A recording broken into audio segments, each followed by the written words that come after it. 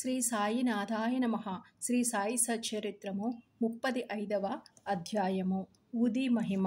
కాకా మహాజని స్నేహజమాని బాంద్రా అనిద్ర రోగి బాలాజీ పాటీలు నేవాస్కర్. ఈ అధ్యాయములో కూడా ఊది మహిమ వర్ణితము. ఇందులోని బాబా 2 విషయములలోని పరీక్షింపబడి లోపము లేదనియు కనుగొనబడట కూడా చెప్పబడినది. బాబాను పరీక్షించు కథలు మొట్టమొదట చెప్పబడును. ఆధ్యాత్మిక విషయములో లేదా సాధనలందు శాఖలు మన అభివృద్ధికి అడ్డుపడును.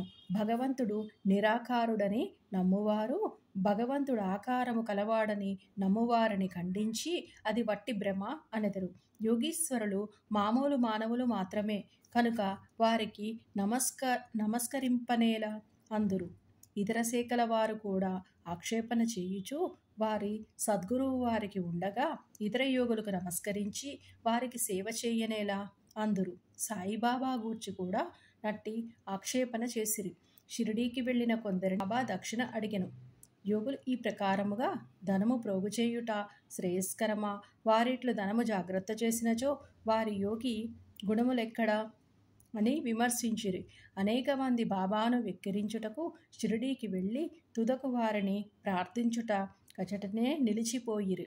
అటువంటి 2 ఉదాహరణలు ఈ దిగువ నిచ్చుచున్నాము. కాకా మహాజని స్నేహితుడు. కాకా మహాజని స్నేహితుడు నిరాకారుడకు భగవంతుడును ఆరాధించువాడు. విగ్రహారాధనమున అతడు విముఖుడు. అతడు ఊరకనే వింతలేమైనా తెలుసుకొనుటకు షిరిడీకి పోవా అంగీకరించను. కానీ బాబాకు నమస్కరించననియు వారికి దక్షిణ ఇవ్వననియు చెప్పెను. కాకా ఈ షరతులకు ఒప్పుకొనెను. ఇద్దరును శనివారం నాడు రాత్రి బొంబాయి విడిచి ఆ మరుసటి దినము షిరిడీకి చేరిరి. వారు మసీదు మెట్లను ఎక్కగానే కొంచెము దూరమునున్న బాబా మహాజని స్నేహితుని మంచి మాటలతో ఆహ్వానించెను. ఆ కంఠధ్వని మిక్కిలి చిత్రముగా నుండెను. ఆ కంఠము అతని తండ్రి కంఠం వలె ఉండెను. ఆ కంఠము గతించిన తన తండ్రిని జ్ఞప్తికి తెచ్చెను. శరీరము సంతోషముతో ఉప్పొంగెను. కంఠపు ఆకర్షణాశక్తి ఏమని చెప్పుదును? మిగులు ఆశ్చర్యపడి ఆ స్నేహితుడు ఇది తప్పనిసరిగా మా తండ్రి కంఠమే అనెను. వెంటనే మసీదు లోపలకు వెళ్ళి తన మనోనిశ్చయమును మరచిన వాడై బాబా పాదములకు నమస్కరించెను. ఉదయం ఒకసారి మధ్యాహ్నం ఒకసారి బాబా దక్షిణ అడుగగా కాకా మహాజని ఇచ్చెను.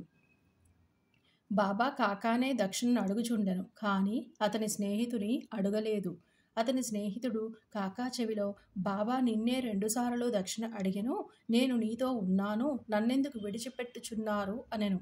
నీవే బాబాను అడుగుము అని అతడు జవాబిచ్చెను. తన స్నేహితుడేమని చెవిలో ఊదుచున్నాడనియు బాబా కాకా మహాజనుని అడుగగా తన స్నేహితుడు తాను కూడా దక్షిణ ఇవ్వవచ్చునా అని అడుగుచున్నాడు అనెను. బాబా నీకిచ్చుటకు మనమున ఇష్టము లేకుండెను కావున నిన్నడగలేదు. కానీ ఇప్పుడు నీకిష్టమున్న ఎడల ఇవ్వవచ్చు అనెను. కాకా ఇచ్చినంత అనగా 17 రూపాయలు దక్షిణను అతని స్నేహితుడు కూడా ఇచ్చెను. బాబా అప్పుడు కొన్ని మాటలు సలహా రూపముగా నిట్లు చెప్పెను. నీవు దానిని తీసివేయుము, మనకు మధ్యనున్న అడ్డును తీసివేయుము. అప్పుడు మనమొకరినొకరు ముఖాముఖి చూచుకొనగలము, కలుసుకొనగలము. పోవుటకు బాబా వారికి సెలవునిచ్చెను.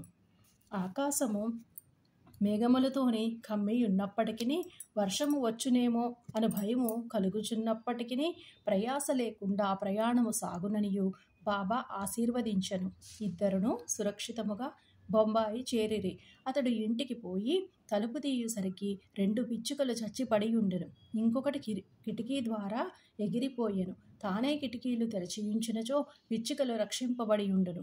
వాని అదృష్టానుసారముగా అవి చచ్చెను. 3వ దానిని రక్షించుటకై బాబా త్వరగా తనను పంపెనని అనుకునెను. కాకా మహాజని యజమాని టక్కర్ ధరెంసా జటాభాయి హైకోర్టు ప్లీడరనొక కంపెనీ కలదు. దానిలో కాకా మేనేజరుగా పనిచేయుచుండెను. యజమానియును మేనేజరును అన్యోన్యముగా ఉండేవారు. కాకా షిరిడీకి అనేకసార్లు పోవుట, కొన్ని దినములచట ఉండి తిరిగి బాబా అనుమతి పొంది వచ్చుట మొదలగునవి టక్కరకు తెలియను. కుతూహలము కోసము బాబాను పరీక్షించుచు ఆసక్తితో టక్కర్ కాకాతోని హోలీ సెలవులలోని షిరిడీకి పోవ నిశ్చయించుకొనును. కాకా ఎప్పుడు తిరిగి వచ్చునో అనున్నది నిశ్చయముగా తెలియదు.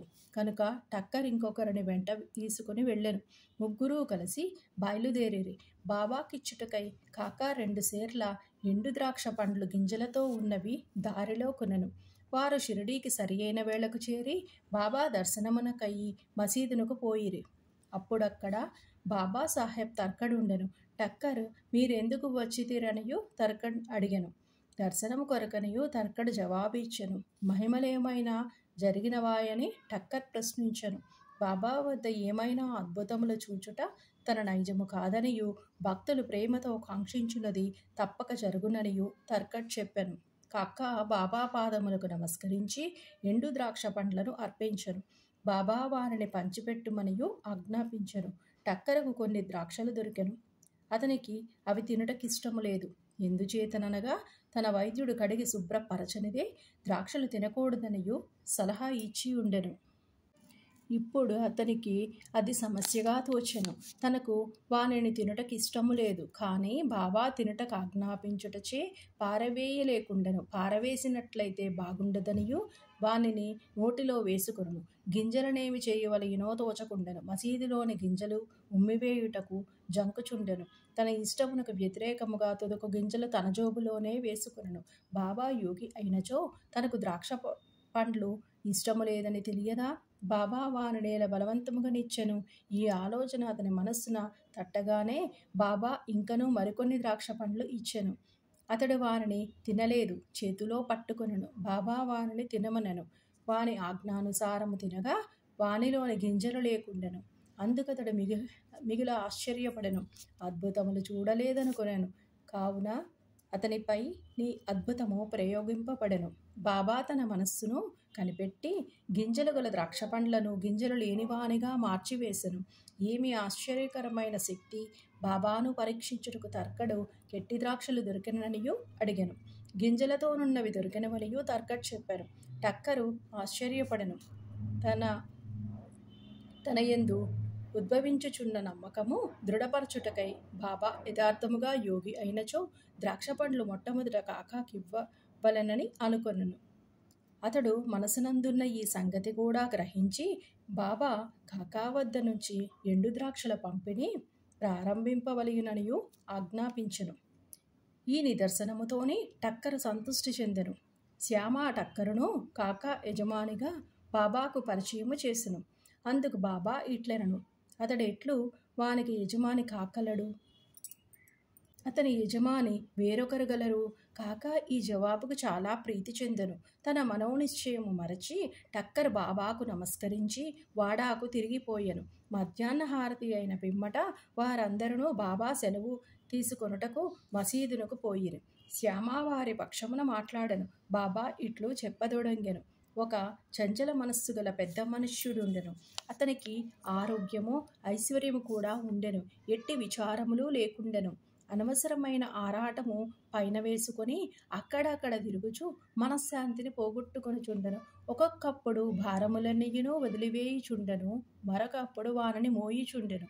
అతని మనస్సునకు నిలకడ లేకుండెను. అతని స్థితి కనిపెట్టి కనికరించి నేను నీ ఇష్టము వచ్చిన చోట నీ నమ్మకము పాదుగొల్పుము. ఎందుకిట్లు భ్రమించదవు? ఒకే చోటును ఆశ్రయించుకొని నిలకడగా నుండుమని చెప్పి తిని. వెంటనే టక్కర్ ఇది అంతయును తన గూర్చియే అని గ్రహించెను. కాకా కూడా వెంట రావలేననియో అనుకొనెను.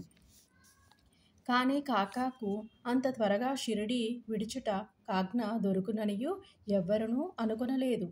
బాబా దీనిని కూడా కనుగొని కాకాను అతని యజమానితో పోవుట కనుజ్ఞ ఇచ్చెను. ఈ విధముగా బాబా సర్వజ్ఞుడగుటకు టక్కర్ ఇంకొక నిదర్శనము దొరికెను. బాబా కాకాను 15 రూపాయలు దక్షిణ అడిగి పుచ్చుకొని అతని కిట్లని చెప్పెను. నేను 1 రూపాయి దక్షిణ ఎవరి వద్ద నుంచి కానీ తీసుకొనునచో దానికి 10 రెట్లు ఇవ్వవలయును.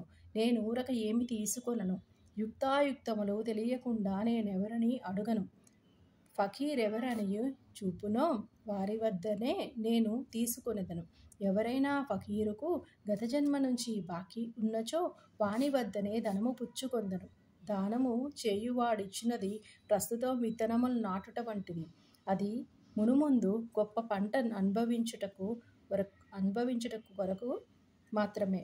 ధర్మము చేయుటకు ధనమును ఉపయోగించవలెను. దానిని సొంతమునకు వాడుకొనిన అది వ్యర్థమైపోవును. గత జన్మలోని నీవిచ్చి ఉంటేనే కానీ నీవిప్పుడు అనుభవించలేవు. కనుక ధనమును పొందవలెనని అనుకున్నచో దానిని ప్రస్తుతం ఇతరులకిచ్చుటే సరి అయిన మార్గము. దక్షిణ ఇచ్చుచున్నచో వైరాగ్యము పెరుగును. దానివలన భక్తి జ్ఞానములు కలుగును. 1 రూపాయి ఇచ్చి 10 రూపాయలు పొందవచ్చును. ఈ మాటలు విని టక్కర తన మనోనిశ్చయమును మరచి 15 రూపాయలు బాబా చేతిలో పెట్టెను. షిరిడీకి వచ్చుట మేలైనదని అనుకొనెను. ఏలనగా అతని సంశయములన్నీయును తొలగెను. అతడెంతయో నేర్చుకొనెను. అటువంటి వారి విషయంలోని బాబా ప్రయోగించు యుక్తి మిక్కిలి అమోఘమైనది. అన్నీ బాబాయే చేయుచున్నను దేనియందు అభిమానముంచలేదు. ఎవరైనను నమస్కరించినను నమస్కరించకపోయినను దక్షిణ ఇచ్చినను ఇయ్యకున్నను తనకందరునూ సమానమే. బాబా ఎవరిని అవమానించలేదు. తనను పూజించినందుకు బాబా గర్వించడివారు కాదు. తనను పూజించలేదని విచారించేవారు కాదు. వారు ద్వంద్వాతీతులు. నిద్రపట్టని రోగము. బాంద్రా నివాసి కాయస్థ ప్రభుకులమునకు చెందిన ఒక పెద్ద మనుష్యుడు చాలా కాలము నిద్రపట్టక బాధపడుచుండెడివాడు. నిద్రించుటకై నడుము వాల్చగానే గతించిన తన తండ్రి స్వప్నములో కనిపించి తీవ్రముగా తిట్టుచుండెడివాడు. ఇది అతని నిద్రను భంగపరిచి రాత్రి నిందస్థితునిగా చేయుచుండెను. ప్రతిరోజిట్లు జరిగి ఏమి చేయుటకు తోచుకుండెను. ఒకనాడతడు బాబా భక్తునితోని నీ విషయమును మాట్లాడెను. బాబా ఊదియే దీనిని తప్పనిసరిగా బాగుచేయుననియు అతడు సలహా ఇచ్చెను. అతడు వానికి కొంత ఊదీనిచ్చి ప్రతిరోజు నిద్రించుటకు ముందు కొంచెము నుదుటికి రాసుకొని మిగతా పొట్లమును తల కింద దిగువ పెట్టుకొనమని అనెను. ఇట్లు చేసిన పిమ్మట సంతోషము ఆశ్చర్యము కలుగునట్లు అతనికి మంచి నిద్ర పట్టెను. ఎట్టి చికాకు లేకుండెను. అతడు సాయిని నిత్యము స్మరించుచుండెను. సాయిబాబా పటమును తెచ్చి గోడపై వ్రేళ్లాడదీసెను. దానిని ప్రతిరోజు పూజించుచుండెను. గురువారము నాడు పూలమాల వేయుచుండెను. నైవేద్యము సమర్పించుచుండెను. పిమ్మట అతని వ్యాధి పూర్తిగా తగ్గిపోయెను. బాలాజీ పాటీలు నేవాస్కరు. ఇతడు బాబాకు గొప్ప భక్తుడు. ఇతడు ఫలాపేక్ష లేకుండా చాలా మంచి సేవ చేసెను. ఇతడు షిరిడీలోని బాబా ఏ మార్గముల ద్వారా పోవుచుండునో వాటినన్నింటినీ తుడిచి శుభ్రము చేయుచుండెను. అతని అనంతరము ఈ పని రాధాకృష్ణమాయి అతి శుభ్రముగా నెరవేర్చుచుండెను. ఆమె తరువాత అబ్దుల్లా చేయుచుండెను. బాలాజీ ప్రతి సంవత్సరము పంట కోయగానే దానిని అంతయును తెచ్చి బాబా కర్పితము చేయుచుండెను. అతడు బాబా ఇచ్చిన దానితోని తన కుటుంబమును పోషించుకొనువాడు. ఈ ప్రకారముగా అతడు చాలా సంవత్సరములు చేసెను. అతని తరువాత అతని కుమారుడు దానిని అవలంబించెను. ఊదీ ప్రభావము.